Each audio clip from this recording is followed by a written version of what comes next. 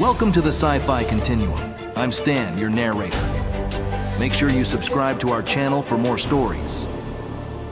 The galaxy was a big, cold place, but Colin Harriman had a leather jacket and a ship that only rattled when it was moving fast. That was usually enough for him. As a warden of the frontier, his job was mostly telling drunk miners to go home and making sure orbital traffic didn't turn into a demolition derby. It was a quiet life for a man who had once saved a whole star system from the Dogons, a terrifying species. Humans were the top of the food chain these days. They had the best tech and the fastest ships. Most other races looked at humans with a mix of awe and a little bit of annoyance. Colin didn't care much for the politics of being an apex species. He just wanted a cold beer and a comfortable seat. His ship, the Lady Luck, was currently docked at the Port Indigo Trade Enclave. The station was a glittering hunk of metal hanging over a purple gas giant. It was the kind of place where you could buy a laser pistol and a bowl of spicy noodles in the same alleyway. Colin was leaning against the bar at a place called the Event Horizon. He was nursing a drink that looked like liquid neon. He felt someone watching him. He turned his head and saw her. She was tall. Even sitting down, she had a presence that made the rest of the room feel small. Her skin was a pale lavender hue that caught the blue light of the bar. Her hair was reddish-brown and looked like it had been styled by a solar wind. She had green eyes that were sharp and clever, outlined with dark eyeliner that made them pop. Her lips were a glossy golden-orange color. She wore a dark, tight top that didn't leave much to the imagination. She looked like trouble. Colin loved trouble. "You look like you're lost, Warden," she said. Her voice was like velvet rubbing against sandpaper. "I'm never lost," Colin replied. He gave her his best roguish grin. "I just haven't decided where I'm going yet." "I am Valira," she said. She didn't offer a hand. She just stared at him. "Your people are the masters of the stars now. I wanted to see if the stories about your stamina were true." Colin choked slightly on his drink. "Usually, people start with a hello." "I don't have time for hello," she said. She stood up. She was nearly as tall as he was. "My people, the Thalvari, are very patient. We live for centuries, but I find myself feeling impatient tonight." Colin stood up too. He was a broad-shouldered man, built from years of dragging heavy equipment across moons with high gravity. He was practical about most things. If a beautiful alien woman wanted to see his ship, he wasn't going to say nope. "The Lady Luck is in Docking Bay 9, Colin said. "It's not a palace, but it has a very sturdy bed." Valira smirked. She walked toward the exit with a sway in her hips that made Colin's collar feel tight. Inside the ship, the lighting was dim and amber. The air was warm. Valira didn't wait for a tour. She pushed Colin back against the bulkhead of his sleeping quarters. Her lavender skin felt cool against his hands, but she was radiating heat. "Show me this human fire I keep hearing about," she whispered. Her golden orange lips were inches from his. Colin didn't need to be told twice. He pulled her into a kiss that tasted like the spicy noodles he'd had earlier, and something sweet. He lifted her up, and she wrapped her long legs around his waist. He walked the 3 steps to the bed and laid her down. The dark top she wore was gone in a few seconds. Her body was a marvel of alien curves. Colin ran his hands over her violet skin. He felt the muscles in her back flex. "You're very solid," she gasped as he moved between her legs.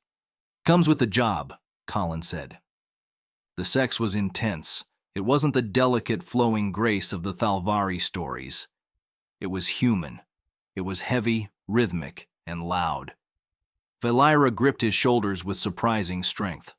Her green eyes were wide, watching him with a look of pure shock as he moved inside her. He felt a surge of something powerful, a deep connection he hadn't expected from a one-night encounter. When they finished, she let out a sound that was half scream and half laugh. They lay there for an hour, the ship humming around them. Colin started many sentences, but she silenced him with a finger to his lips. "Don't ruin it with words, human," she said. When he woke up the next morning, the bed was cold. She was gone. No note, no comlink number, just a faint shimmer of lavender dust on the pillow. "Well," Colin muttered, scratching his chest. "That was fun while it lasted." 3 weeks later, Colin was on his ship, trying to fix a leaky coolant pipe. He was covered in grease and swearing at a wrench. Suddenly, the entire ship shuddered. There was a loud metallic clang, followed by the screech of tearing metal. His primary airlock hatch didn't just open, it was kicked off its hinges. Colin grabbed his blaster and ran toward the hallway. He stopped dead. Valira was standing there. She looked different. Her hair was messy, and her green eyes looked like they were shooting lightning. She was wearing a flowing white cloak over her dark top, and she looked absolutely furious. "You!" she shouted, pointing a finger at him. "You're back," Colin said, lowering his gun. "You didn't have to break the door. There's a buzzer." "The buzzer was too slow." Valira marched toward him. She poked him in the chest so hard he stumbled back. "Do you have any idea what you have done?"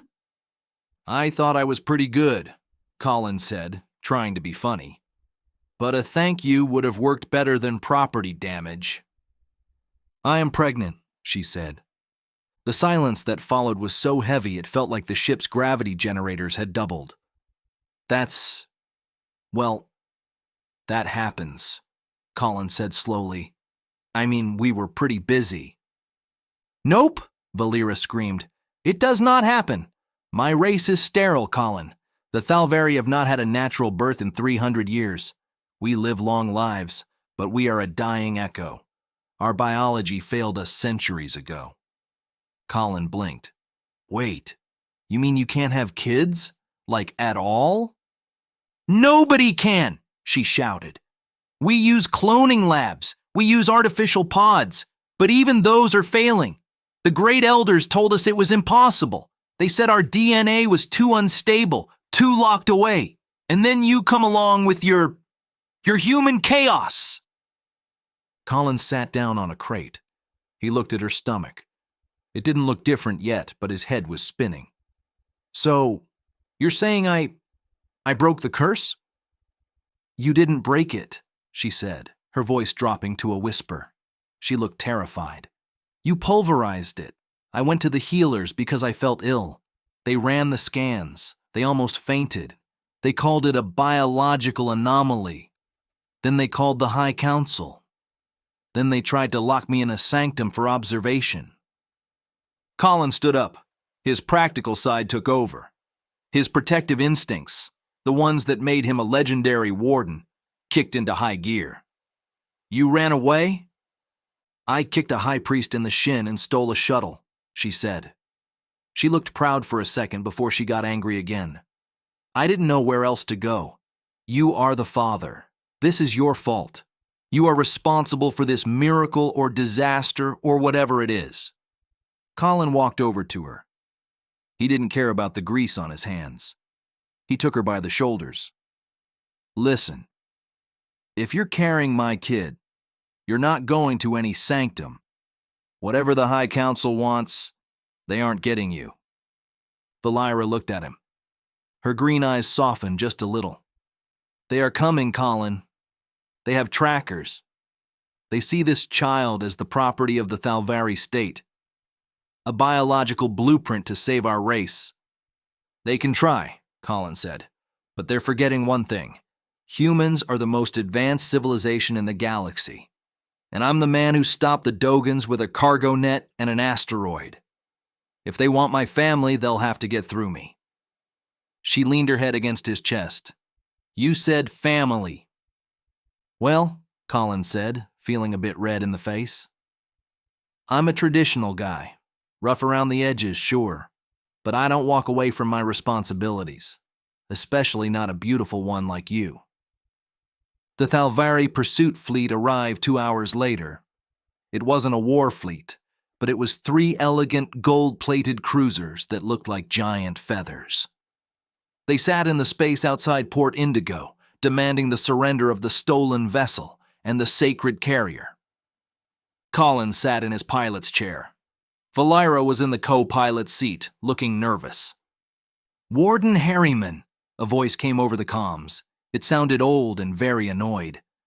"You are in possession of a Thalvari national treasure. Return the woman Valira at once." Colin opened the channel. "This is Warden Colin Harriman. First of all, she's not a treasure. She's a person. Second, the treasure inside her is half mine. And third, humanity has a treaty with the Thalvari that says you can't harass our citizens." "You are not a citizen of the Thalvari," the voice countered. "Nope," Colin said. "But Valira is currently under my protection on a human ship. That makes this a diplomatic incident. If you move 1 meter closer, I'll call the human high command. I think they'd be very interested to know you're trying to kidnap the mother of the first naturally conceived child in 3 centuries. There was a long silence on the other end. The Thalvari didn't want a war with humans. Humans had weapons that could turn suns into disco balls. "What do you want?" the voice asked. "Recognition," Colin said. "Valira stays with me. She gets the best human medical care. You guys can send your doctors to watch and take notes, but she stays free. And when the kid is born, he or she is a citizen of both our worlds. No labs, no cages." Valira looked at Colin. She reached over and took his hand. Her lavender skin was warm now. "The council will not like this," the voice said. "They don't have to like it," Colin replied. "They just have to accept it. You want a future for your people? This is it. It's standing right here in a leather jacket." Another long silence. Finally, the gold ship started to turn around. "We accept your terms, Warden. For now, this human miracle will be watched closely." The ships jumped to light speed, leaving the Lady Luck floating in the quiet dark. 6 months later, the Lady Luck was a lot cleaner. The airlock had been fixed, and there were several small soft blankets stacked in the corner of the living area. Colin was sitting on the floor, putting together a crib. It was a human design, made of sturdy wood he'd had shipped in from Earth. Valira was sitting on the bed, watching him. She was very pregnant now. Her lavender skin seemed to brighten with a healthy, vibrant quality. She was eating a bowl of fruit that was twice the size of her head. "You're still working on that?" she asked. Her golden lips curved into a smile. "It's gotta be perfect," Colin said. "Safety first." "You are a strange man, Colin Harriman," she said. She stood up, moving with a slower, more deliberate grace. She walked over and sat on the floor next to him. "My people think I am something like a goddess now. They send me poems and offerings every day." "I saw the crate of silk they sent," Colin grunted. "Useful for curtains, I guess." Valira laughed. She leaned against him. "They don't understand. They think it was some alignment of the stars. They think our biology just decided to wake up." "And what do you think?" Colin asked, putting down the screwdriver. She looked at him, her green eyes full of a depth he hadn't seen that first night in the bar. "I think the galaxy was too quiet. I think my people were too still. We needed someone loud and stubborn and brave. We needed a human who didn't know how to say impossible." She took his hand and placed it on her belly. Colin felt a sharp, strong kick against his palm. His heart did a little somersault. "He's going to be a fighter," Colin said. "Or she," Valira corrected. "And with your stubbornness and my patience, the galaxy doesn't stand a chance." Colin pulled her closer. The retired hero and the alien noble sat there on the floor of a slightly rattling ship, surrounded by the vastness of space. For the first time in his life, Colin didn't feel like he was patrolling the edge of the world. He felt like he was right at the center of it. "I was told I could never bear a child," she whispered, her voice soft and warm. "But somehow, human, you changed that." "I aim to please," Colin said. He kissed her. and for a long time, the only sound in the ship was the steady, rhythmic hum of the engines, carrying them toward a future that no one had seen coming, but everyone was now waiting for. The warden of the frontier had finally found something worth guarding forever. The galaxy was still a big, cold place, but inside the Lady Luck, it was warm, it was messy, and it was full of life. It was, as Colin liked to say, just the way things were supposed to be. He didn't need a medal or a parade. He had a woman who loved him, a kid on the way, and a galaxy that had to play by his rules for once. Life was good. "Hungry?" he asked. "Always," she replied. "Nope," he laughed. "I meant for more than just fruit." She grinned, her golden orange lips lighting up her face. "Maybe the crib can wait 10 more minutes." Colin didn't argue. He was a practical man, after all. The birth happened on a Tuesday, which Colin insisted was inconvenient but historically appropriate. The Lady Luck was docked at Port Indigo again, except now half the station's medical wing had been politely borrowed by a small army of Thalvari doctors, 2 human obstetricians, and 1 extremely nervous High Council observer.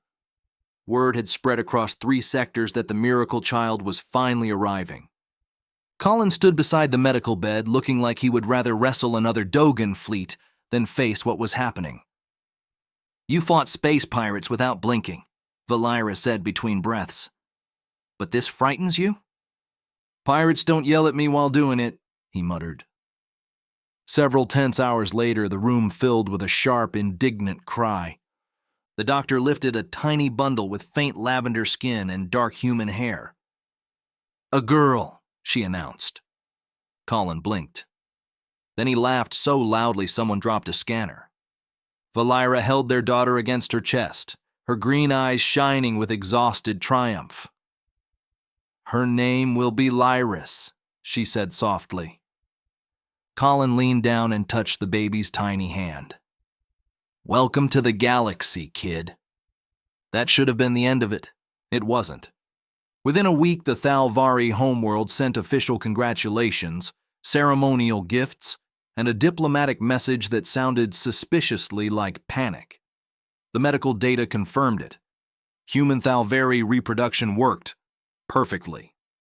3 weeks later, Port Indigo began seeing an unusual number of tall lavender women arriving on passenger liners.